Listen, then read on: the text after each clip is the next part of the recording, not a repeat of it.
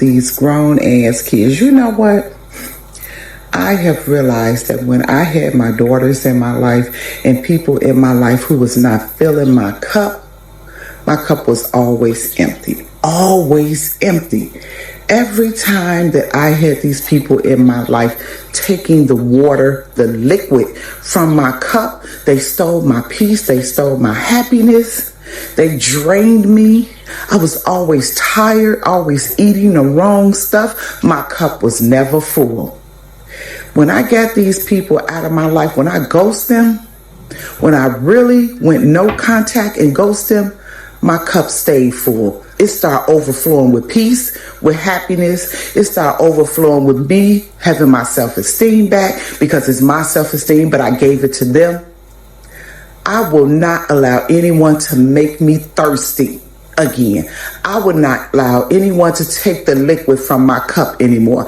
I want my cup to overflow with peace and happiness, with a place for me to be me. I will not allow those people to come back in my life. Fuck my grown ass daughters. Fuck these people who's on their side and believe in their story. I do not have to worry about them no more. I have ghosted them and with no contact forever. Fuck these grown ass kids. Oh, wow. Okay, there's a lot to say here, isn't there? So she has more than one daughter who went no contact. And just for all of you out there in estrangement land, whatever side of the track that you're on, I've been on both, by the way. My name is Marnie Grundman. I have been no contact from my mother for well over 30 years. When I went no contact with my grandparents, which wasn't long after, my phone was blowing up with the entire group of relatives, my brother, my aunts, everybody else on the planet, who never, by the way, called to see if I was okay, if I was well, what was going on with me, didn't ask questions. And we're talking from the ages from 17 until my mid-20s, early mid-20s. Nobody was calling me, but when I went no contact with my grandparents, oh my goodness, I set the world on fire. And they all discarded me because I wouldn't fall back into line.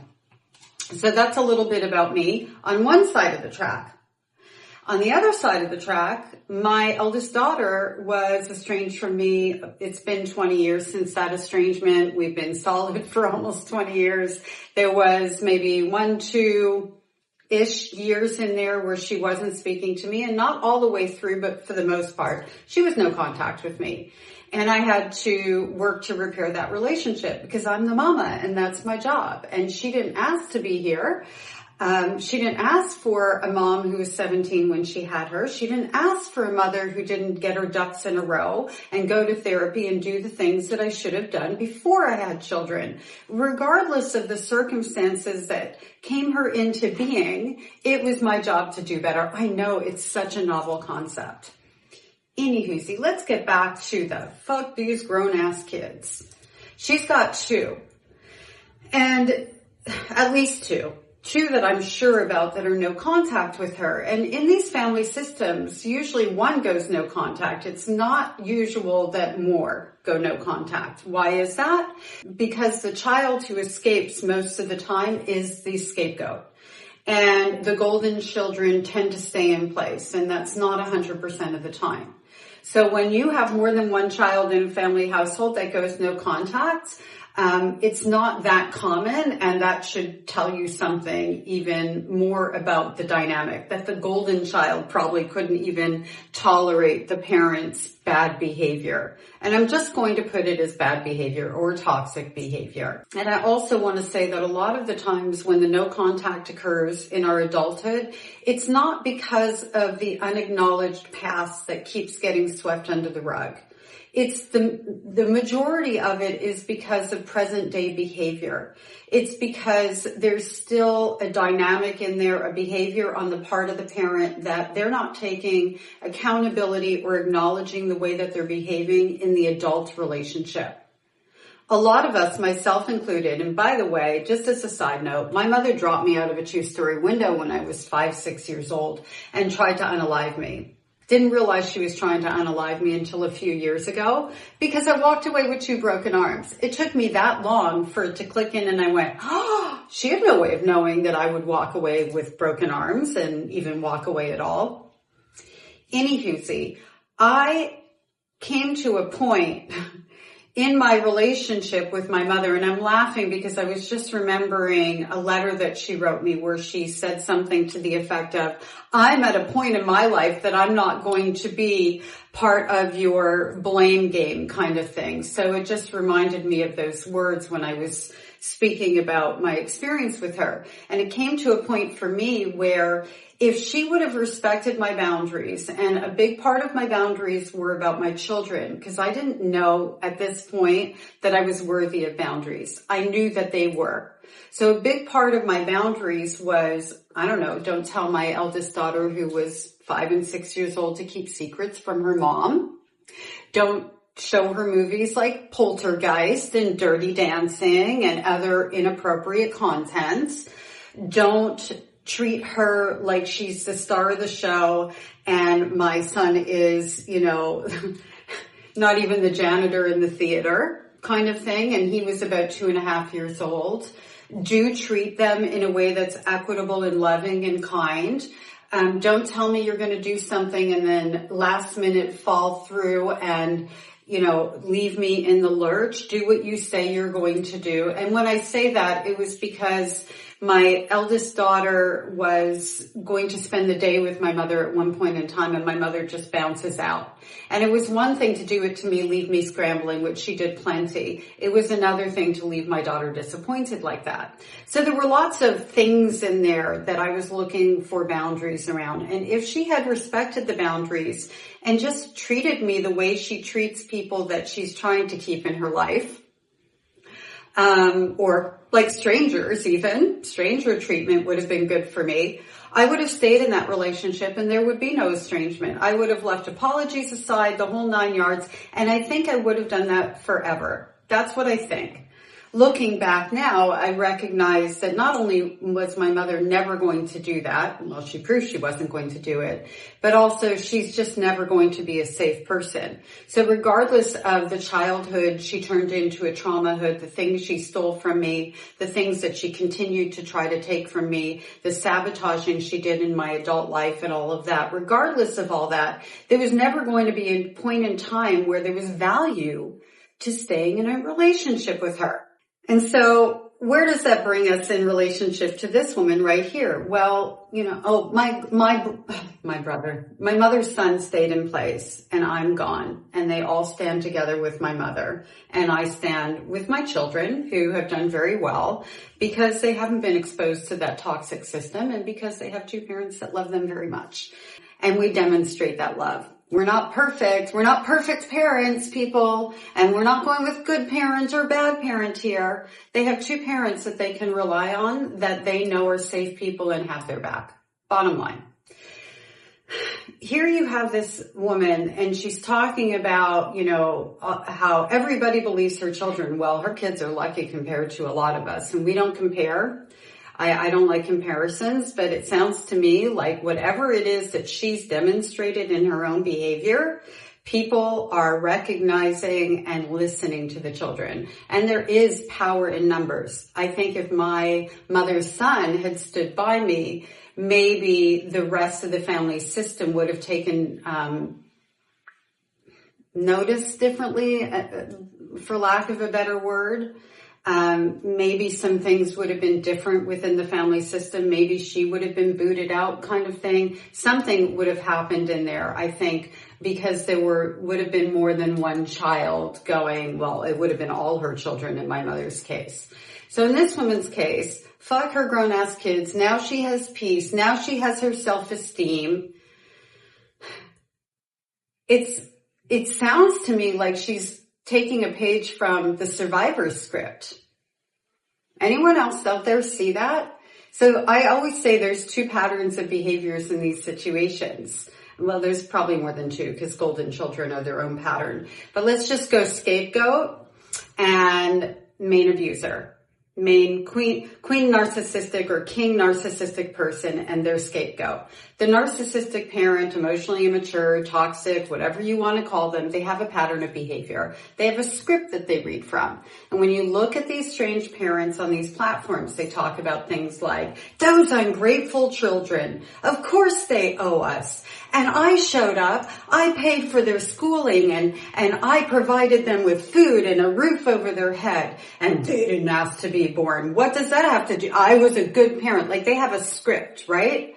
And it's the script of they weren't abused, and it's just drama and abuse. What abuse? Oh, I hurt their feelings, or I said the wrong thing. This is like a very common theme with these types of parents that will stay estranged, not the ones who are looking for repair. Let's be clear about that.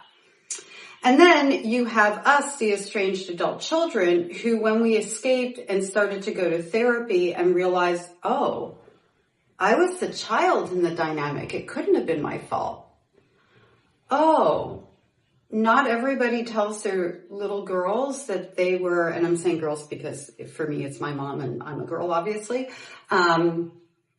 Not everybody calls their daughter a boy crazy tramp and exposes them to M. I didn't. No, not everybody tells their daughter that she's sick in the head and damaged good. Oh. And as you start to realize that, and I started to realize it wasn't my fault, well, guess what grew? Did you hear her? My self-esteem.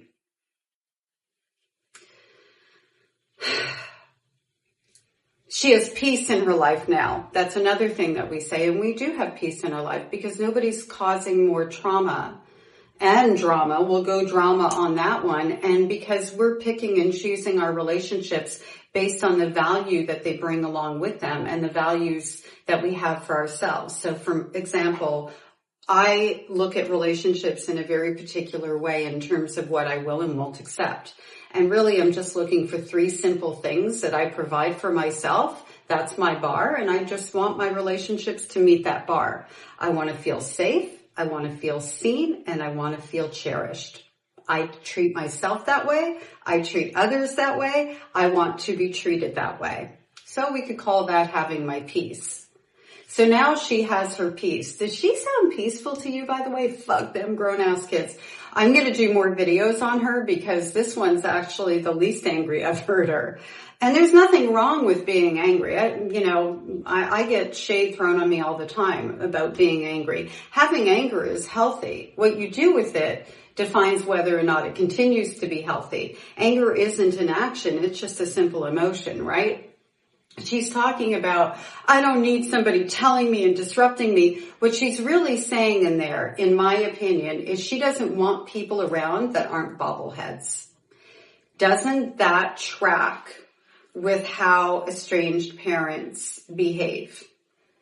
I don't mind when somebody tells me, hey, do you think you should be doing that? Or I didn't like that you did that to me the other day, or looks for accountability, or, I don't love hearing things that I did wrong and stuff like that. I mean, I'm a human being. I don't want to hurt anybody's feelings. It makes me feel bad that I hurt their feelings, and it makes me feel bad for the person whose feelings I hurt.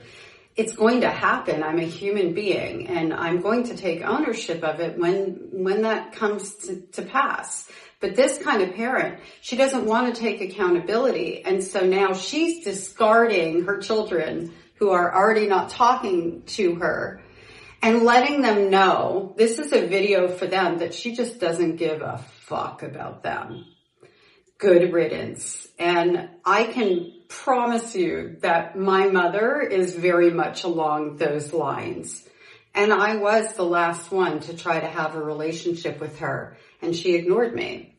She asked me if I wanted to be in a relationship with her. She baited me. She made me feel like we had a possibility. She told me the things that she never or very rarely ever told me in my lifetime. I can't even reach all 5 fingers for the times that I heard my mother say, I love you, I miss you, I want you in my life kind of thing. I can't extend all 5 fingers on that. And I'm 59 years old. Okay? That's like mind blowing to me sometimes. And So my mother told me, I love you, I miss you, do you want to have a relationship, while embracing me? And yet that still doesn't equal the 5 fingers also. All those things combined do not equal 5 fingers. I called, I left her a message. I said, we never have to talk about the past, just like what I was talking about earlier. We had been no contact for 15, 16, maybe even 17 years at that point. Let's just have lunch. Let's just pick up from here. Let's just move forward. Let's just have that kind of relationship. I wanted my mommy. I wanted a mom. I wanted what I saw other people have, you know, what I have with my own girls, going out to lunch, doing a little shopping, you know, chatting about, you know, life in general, the stuff, whatever. I have a much deeper relationship than that with my children, by the way. But just that basic part I have as well, you know, just the fun stuff. And I was willing and wanting and yearning for just some sort of positive connection from her. And she discarded me. So anyway, I wanted to show this video because it shows you how these estranged parents will flip the script to make it look like it was their decision in terms of them living their best life kind of thing. And when this discard happens, this is her way of thinking. She's taking her power back, and that's very important to her. And what she doesn't understand, and correct me if I'm wrong, my estranged adult children community out there, I don't look at any part of my leaving my family system, being booted out by part of my family system, going no contact with my mother. I don't look at that as taking my power back. I look at that as the beginning. I look at it now the same way, actually, when I think about it, as being on my journey of not allowing people access to me who don't show me love and care. And that isn't about taking power. It isn't about control. It isn't about that position that the estranged parents cannot stand losing, that position of control. It really genuinely is about having a sense of peace in a way that is not related to control and power, but rather simply related to healing. Tell me what you think, and tell me if you want more of her. Well, you probably don't want more of her, but there's a few other videos that I think might be worth a breakdown. I think that when we talk about this stuff, it's very validating for a lot of survivors to see the patterns and the commonalities. It makes us feel less alone and less crazy. Back in the day, all I had was Mommy Dearest, the movie in 1983. I was 17. It let me know that there was one other person in the whole wide world out there who was going through what I went through, or went through what I was going through, because I'm younger than Christina Crawford.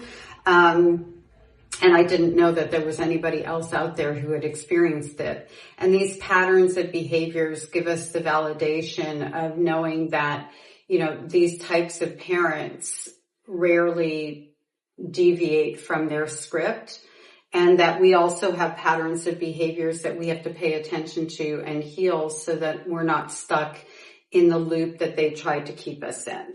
So anyway, thank you so much for being here, and let me know what you would like to see next and comment on this video.